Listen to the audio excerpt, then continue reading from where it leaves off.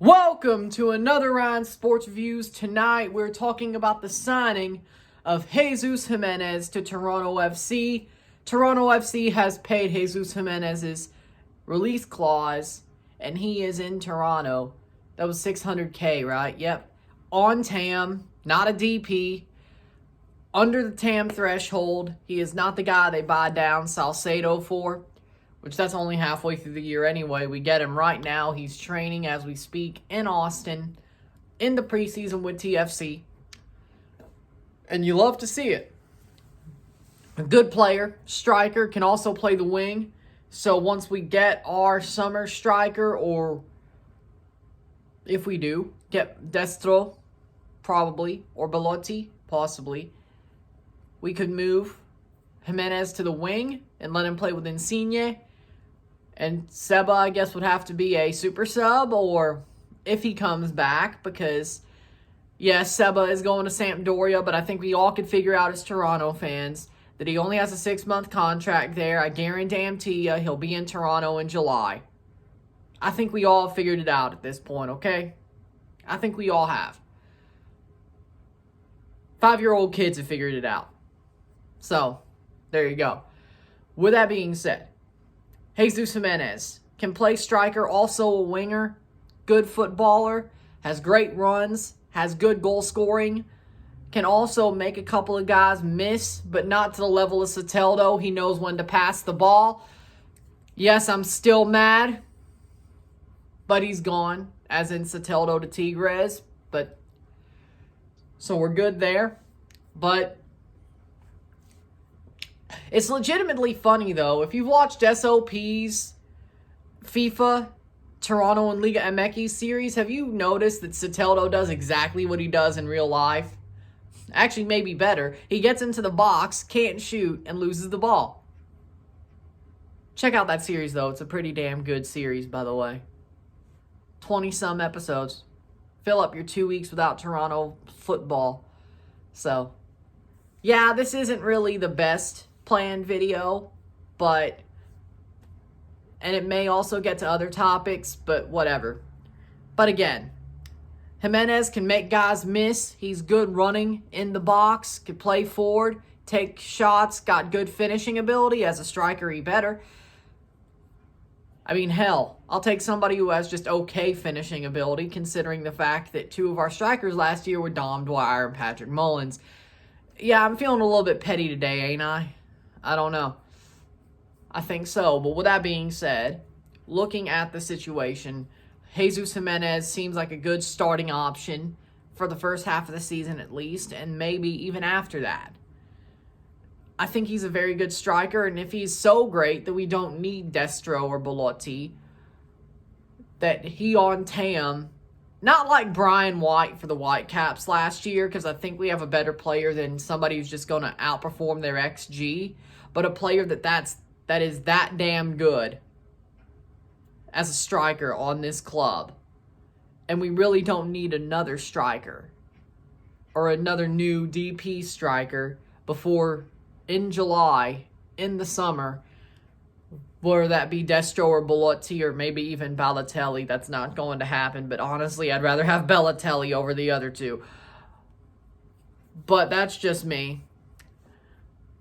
With that being said, if he's that good, it could be good to have him at the start of the season. Because besides center backs, the one position you want to be firing from day one is striker. Because they need to be in the groove, or at least match 3 or 4. They need to be in the groove. And Ayo Akinola ain't going to be playing until about late April, mid-April, because of his ACL injury. Let's see. August, September, October, November, December, January, February, March. Yeah, so let's say, April. So Ayo's going to miss the first month of the season. He's a good player. I like Ayo Akinola, and I think he'll come back just fine. But if you didn't have Jimenez, who is starting caliber, but not on a DP level, you'd have Jordan Peruzza and Ifun Inyachi Achara. Now, I love Achara. I love Peruzza. Great strikers. Are they completely ready to be MLS starters? In a pinch, maybe. But for like 6 matches, you're starting 1 for 3 and 1 for the other 3. Honestly, I don't know if that's the best idea. With this being a rebuild, you need to be, or not a rebuild, but a first half of growing pains. You want to limit those growing pains. And I know Achara and Peruzza are better than Mullins and Dwyer. They're going to score goals. But it's good to have a guy who has been proven in Poland, who is Spanish, who is on TAM, who is a starting level striker at least for the first 6 months of the season. Or until July. And if he's that good, do we really need Bellotti? Do we really need Destro? No, we don't. And honestly, if he's that good, and he's like actually good and not just outperforming his XG, but if he's actually that good on TAM, like if he's good, playing at a DP level on TAM, that's a damn bargain. You leave it be. Because you have good backups. You have Io Akinola. You have Achara. You have Peruzza. You have Garrett McLaughlin sitting at TFC2, who was honestly a better striker than anybody on the damn team, the main team last year. He's damn good, and he's not even in Austin. Are you crazy? But seriously, though, all right, Garrett McLaughlin, I think he's still signed with the club. You don't have him on the preseason roster, even though he scored more goals than any striker on the team last year for TFC2. He's good too. Just saying. Should have gave him a run out in like August. Nothing mattered. Yeah, I'm petty today, I guess. And no, you're getting this gold as it is, considering the Jimenez news is old enough to where it may not be the best to put this out. But damn it, I was lazy yesterday. We all have our bad days, okay? So, I'm putting out a day late and $1 short, but who gives a shit, okay?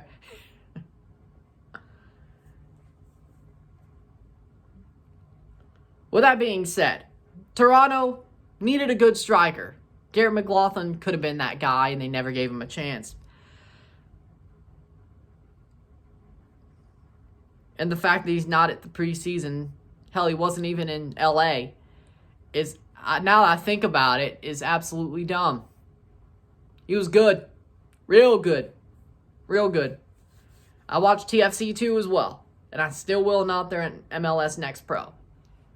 He was good. Real good. I mean, hell, that was the only time I was actually happy watching TFC last year. Mostly. TFC had their moments, the main team, but was it really great? No.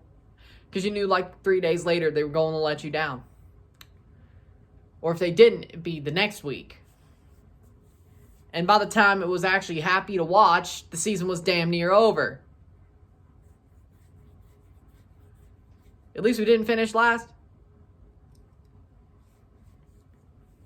With that being said,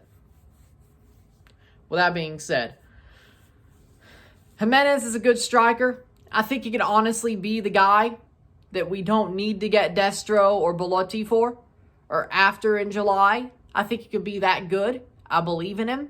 I like Jimenez. He played in Poland. He's Spanish. Good player. Good striker. Can play the wing. If you have to move him out, you do. Is he probably going to become a super sub in July? Yes. Do I think he should? Let's see how good he does, and then I'll make my decision around May. But it's not my decision anyway, but still. Good player. I think he's good enough, and there you go. Also, some other news, of course, as I said, Sebastian Giovinco signs for Sampdoria in Serie A for 6 months. It sucks that he's playing there for 6 months, but he got his chance to return to Serie A, and I guarantee you, he's coming back to Toronto in July. So let's not cry about it, okay? As well, Auro Jr. being loaned to Santos in Brazil for this season with a buy option put into the contract for Santos, where Soteldo used to play, where we bought him from, by the way. Sad to see it. We have no outside backs, but it seems that Jaquil Marshall-Ruddy and Jacob Schaffelberger playing wing back in Bradley's system. Okay. So, does that mean Insigne is going to play striker? It's going to be 2 strikers? Well, that makes sense, actually. So we have a 5-3-2, back 3, wing backs, center, mids, and 2 strikers.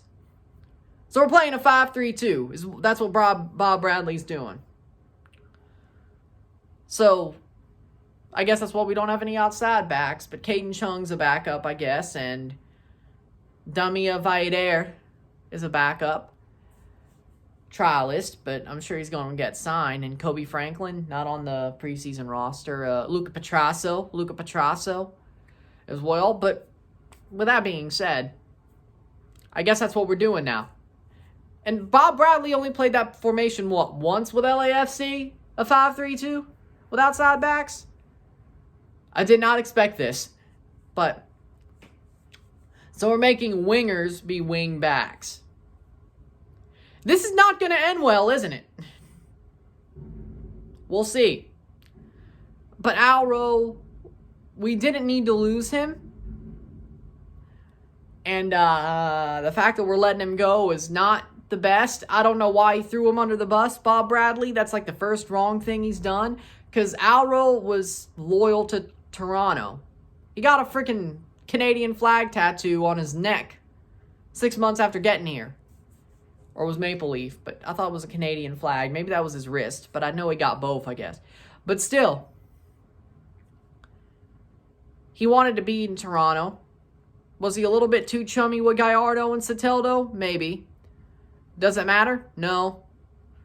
What the hell are you doing? I get throwing Kamar Lawrence. You didn't really throw him under the bus. We knew he was leaving. He's in the process of leaving. But Alro? Like, what did he do to make you want to get rid of him? That's my question, honestly. It's kind of shocking. It really is. And then finally, of course, Josie Altidore is going to New England Revolution once he's bought out. He's going to get his legs tore up by that turf. And he's going to be absolutely horrible. But I guarantee you one thing. He's going to score a goal against Toronto, in Tobias time, to win the game for the Revs. Or draw it. Probably win it, though, because knowing Toronto FC... There you go.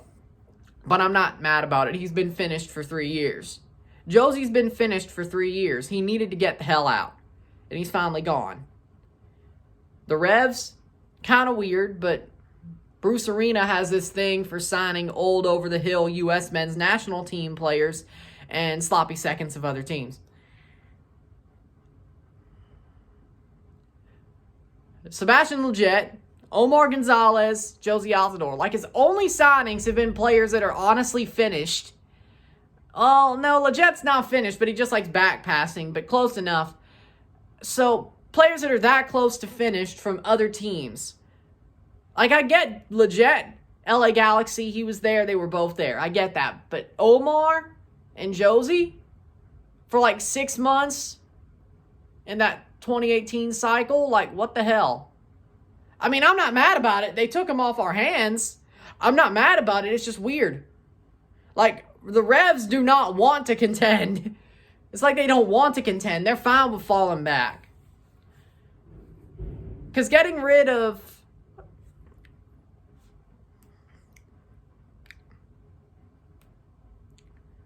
Bunbury, Buchanan, Farrell... Is Farrell still there? No, Farrell is still there. It was another center back. But getting rid of all your good players just to bring in trash players that don't measure up and honestly don't even play in those positions is kind of stupid. But that's just me. With that being said, as it stands, that's it. So thank you for watching this video. If you want to support the channel, hit that join button or the second link in my description to become a YouTube member, $1.99 a month or $4.99 a month. Be much appreciated if you do. Let's get more members. You get great perks and some more great Just great perks. Yeah, that's where I was going with it. Also support by liking, sharing, subscribing, commenting, hitting that big red bell notification once you subscribed, super chats on the live streams, put this in playlists, share this with your friends and family, all that great stuff. Again, this week, as I said, could have good things. As I'm going to say, on Saturday, I will do a TFC preseason RSR. They're playing the Chicago Fire. They're live streaming it, and damn it, I want to talk about it. So I will. And later that day, I will be doing a Super Bowl preview video. Sunday is a Super Bowl review. I possibly could have an interview live stream later this week. And of course, next week's Champions League. So all that great stuff. But I'll see you then. I'm Ron, I'm out. Peace. See you soon.